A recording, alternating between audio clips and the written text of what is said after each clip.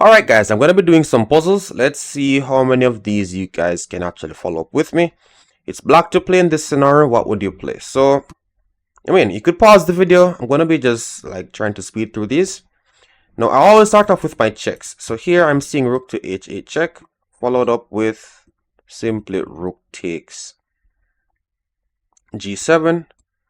And yeah, like the hanging piece is on g4. So we're gonna, one more thing, if you're putting a piece on an unprotected square, always check it. So if you're like super low rated, this will help you a lot. Like I almost hung my rook, but here we're seeing that white has an unprotected rook on d7, and we're going to be winning that right now. So I just played bishop check and took that piece off the board.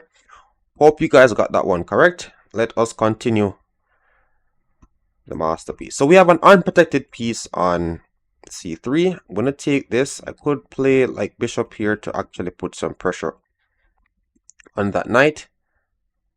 So let's go for it. And we actually got that one correct. Let's go. You now have bishop to d7. What would you play in this position? I'm looking at knight to g5, threatening checkmate in one. Not seeing how he defends that. Oh, wait. Queen to f5. See, always check them, guys. Always check it. So queen, knight here, queen f5.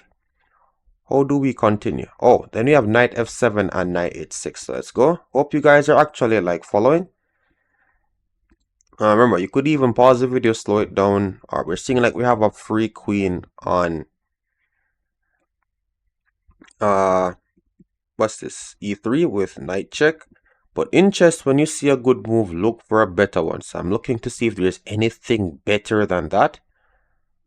Unfortunately, I'm not blessed with seeing that such stuff. So I'm gonna simply take the queen. We got that one correct as well. Alright, so has his king here. I could play q to h5 and blunder my queen. I'm just showing you guys that you need to actually check.